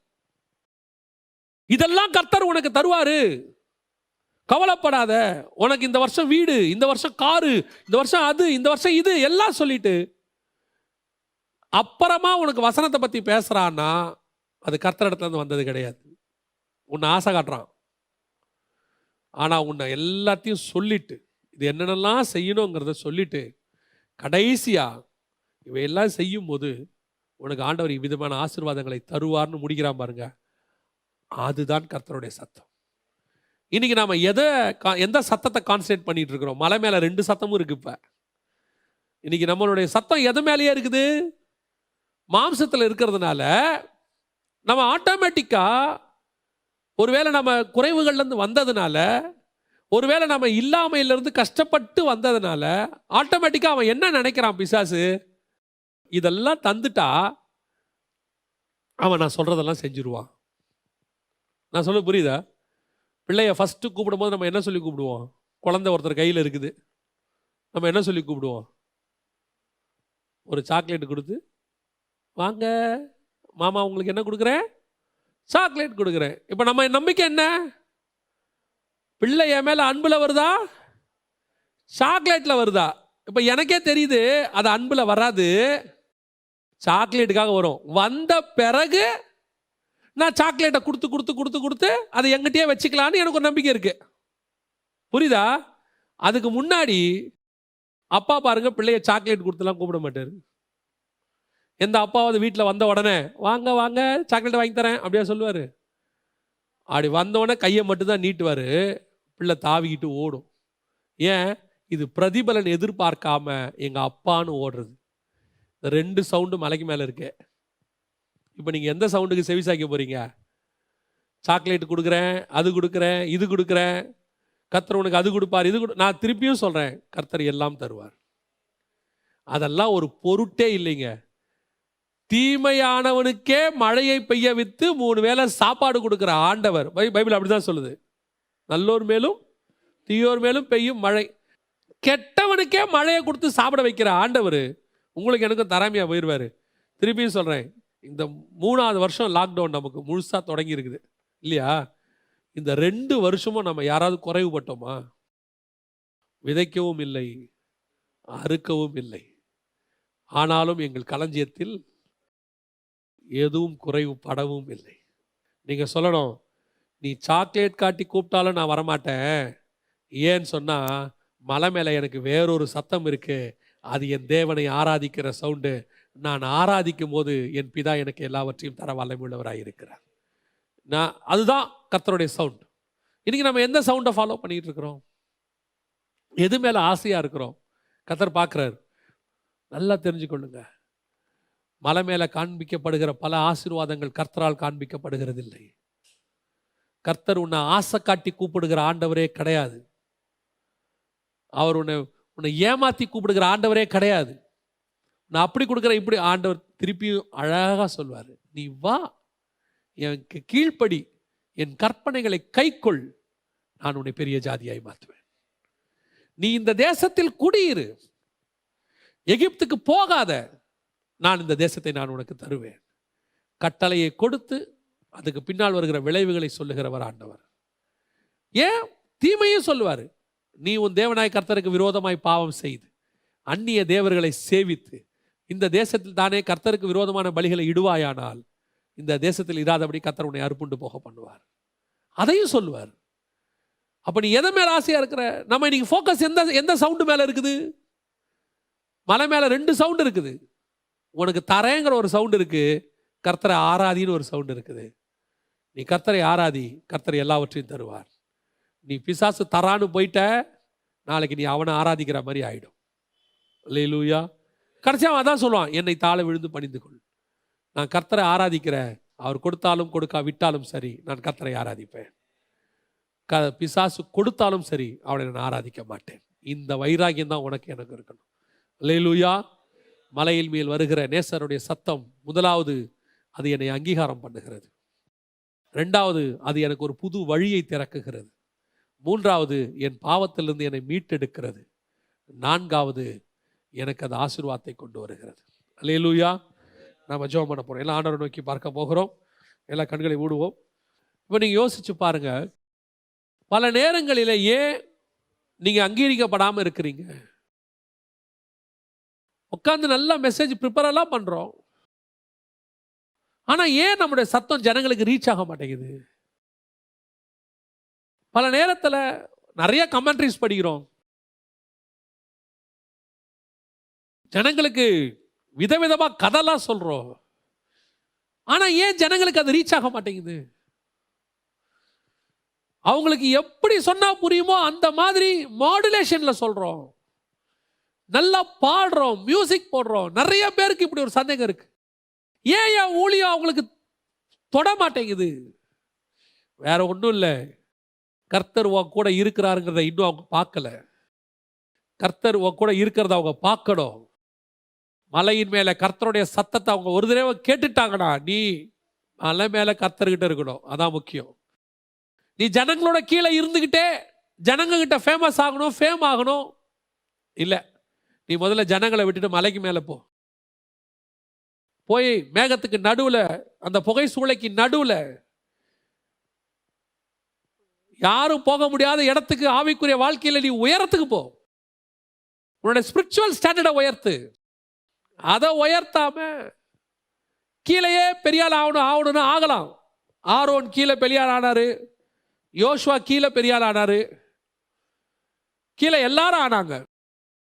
மலை மேலே போனவங்களை தவிர கீழே இருக்கிறவங்களும் பெரியாள் ஆனாங்க. ஆனால் ஒன்று தெரியுமா, மலை மேலே போன மோசேயை போல தேவனை முகமுகமாய் தரிசித்தவன் ஒருவனும் இல்லைங்கிற சாட்சி வேற யாருக்குமே கிடையாது. அதுதான் கர்த்தர் சொல்றாரு. நீ கீழேயும் பெரியாள் ஆகலாம், ஆனா நான் உன்னை வச்சது மேல கொண்டு போய் பெரியாள் ஆக்குறது. அங்க போனா தான் ஜனங்க உன் வார்த்தை கீழ்ப்படிவாங்க.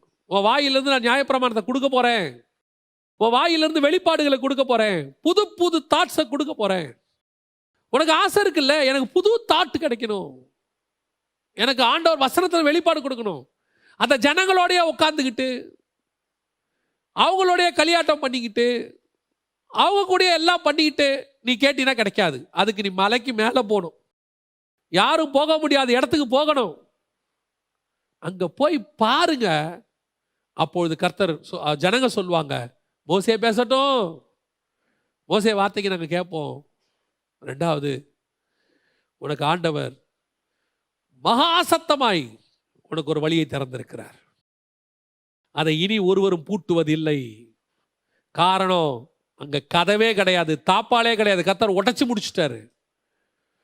நீ பயப்படாத, யாராவது என்ன அப்படி பண்ணிடுவாங்களா, இப்படி பண்ணிடுவாங்களா, திருப்பி என்ன பழையபடி செஞ்சிருவாங்களா, ஒன்றும் செய்ய முடியாது யாரும். காரணம், கர்த்தர் கதவை வைக்கல, உடைச்சிட்டாரு. வெண்கல கதவுகளை உடைத்து இரும்பு தாப்பால்களை முறித்து இருக்கிறார் கர்த்தர். அவர் நினைச்சா திருப்பி திறந்து வச்சு பூட்ட முடியும் அவரால். ஆனால் அவர் சொல்றாரு, இனி யாரும் உனக்கு பூட்ட மாட்டான், ஒருவரும் பூட்டக்கூடாதபடிக்கு திறக்கிறவர். அதான் ஆண்டவர் உனக்கு திறந்த கதவு. நீ விசுவாசி. இனி என் கதவை யாரும் பூட்டுவதில்லை, இனி என் கதவை ஒருவரும் பூட்டுவதில்லை. மூன்றாவது, ஆண்டவர் உனக்கு பாவத்திலிருந்து விடுதலை ஆகுவதற்கு ஒரு மெல்லிய சத்தத்தையும் வச்சிருக்கிறார். இந்த கோபமான ஆண்டவர் தான், இந்த ஜைஜாண்டிக் காடு தான், கதவுகளை உடைக்கிற ஆண்டவர் தான், அடுத்தவங்க பயப்படுகிற அளவுக்கு சத்தம் போடுகிற ஆண்டவர் தான். ஆனால் உனக்கு எப்படி இருக்கா தெரியுமா, மெல்லிய சத்தமாய், உன் பாவத்திலிருந்து மீட்டெடுக்கக்கூடிய சத்தமாய். நீ எத்தனை முறை விழுந்துட்டு ஐயோ நான் திருப்பி வந்தா ஏத்துப்பாரா, இன்னைக்கும் அந்த மெல்லிய சத்தம் உனக்கு காத்திருக்கிறது. இனி பாவம் செய்யாதே. அந்த மெல்லிய சத்தம் காத்துக்கிட்டு இருக்குது, என் மேல் அன்பா இருக்கிறாயா. அந்த மெல்லிய சத்தம் காத்துக்கிட்டு இருக்குது, ஏன் என் மேல உதைக்கிற, ஏன் என்னை வேதனைப்படுத்துற, முள்ளில் உதைக்கிறது உனக்கு நலமோ. அந்த மெல்லிய சத்தம் உன் மேல காத்துக்கிட்டே இருக்குது. திருப்பி வா, என்னை விட்டு போறதுக்கு நான் என்ன தீங்கு செஞ்சேன் உனக்கு, திரும்பி வா, நாள் முழுவதும் நான் உனக்காக கையை நீட்டிக்கொண்டே இருக்கிறேன். அந்த மெல்லிய சத்தம் உன்னை கூப்பிட்டுக்கிட்டே இருக்குது, திரும்பி வா. நீ எந்த பாவம் செஞ்சிருந்தாலும், எத்தனை முறை செஞ்சிருந்தாலும், இன்னைக்கு இன்னும் ஒரு விசை கர்த்தர் உன்னை மன்னிக்க கூப்பிடுறார். அந்த மெல்லிய சத்தம் சிம்சோனை காப்பாத்துச்சு, அந்த மெல்லிய சத்தம் தாவீதை காப்பாத்துச்சு, அந்த மெல்லிய சத்தம் உன்னையும் என்னையும் காப்பாற்ற போகிறது. முன்னிலைமையை பார்க்கிலும் பின்னிலைமையை கர்த்தர் மாற்ற போறாரு. உயிரோடு இருக்கும்போது பார்க்கிலும் சாகும்போது சிம்சோன் சாகடித்த பெலிஸ்தர்கள் அதிகம். கர்த்தர் அந்த அளவுக்கு உன்னை எடுத்து பயன்படுத்த போறாரு. கடைசியாய் உன்னை ஏமாற்றுவதுக்கும் ஒரு சத்தம் மேல மேல கேட்கும். உன் நேசருடைய சத்தத்தோட கூடவே பிசாசுடைய சத்தமும் கேட்கும். பிசாசின் சத்தம் உன்னை ஏமாத்தும், ஆசை காட்டும், அது தரேன் இதை தரேன்னு சொல்லும், உலக மேன்மைகளை பேசும். அவைகளுக்கு நடுவில் அதே மலையில கர்த்தருடைய சத்தம் ஒன்று இருக்கும். நான் என் தேவனாகிய கர்த்தரை மட்டும்தான் ஆராதிப்பேன். இதெல்லாம் கொடுக்கிற பேசக்கூடிய சாத்தானின் சத்தத்தை பார்த்து அது சொல்லும், அப்பாலே போ சாத்தானே, நீ எதை செய்ய போற. இன்னைக்கு கர்த்தருடைய சத்தம் உன் மத்தியில வந்திருக்கிறது, உன் நேசரின் சத்தம் உன் மத்தியில வந்திருக்கு. நம்ம ஜெபம் பண்ணுவோமா? சர்வ வல்லமை உள்ள எங்கள் தகப்பனே, தர்மியான வேலைக்காக உமக்கு ஸ்தோத்திரம். ஒருவரும் பூட்டக்கூடாதபடிக்கு திறக்கிறவரே, எங்களுக்கு திறந்த வாசலை கொடுத்த தயவுக்காக உமக்கு நன்றி. மகிமையுள்ள கரத்தலை தாழ்த்துகிறோம். இந்த வார்த்தைகள் 100க்கு 100 பலன் கொடுப்பதாக கிருபையுள்ள கரத்தலை தாழ்த்துகிறோம். எங்கள் ஆண்டவர் இயேசுவின் நாமத்தில் ஒப்பு கொடுத்து ஜெபிக்கிறோம் எங்கள் ஜீவனுள்ள நல்ல பிதாவே.